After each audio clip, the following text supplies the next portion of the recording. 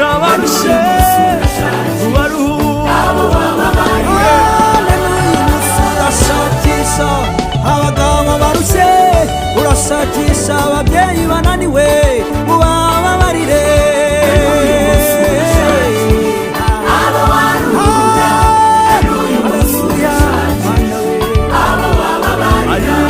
Urashakisha abacuruzi bananiwe ngo ubarure, urashakisha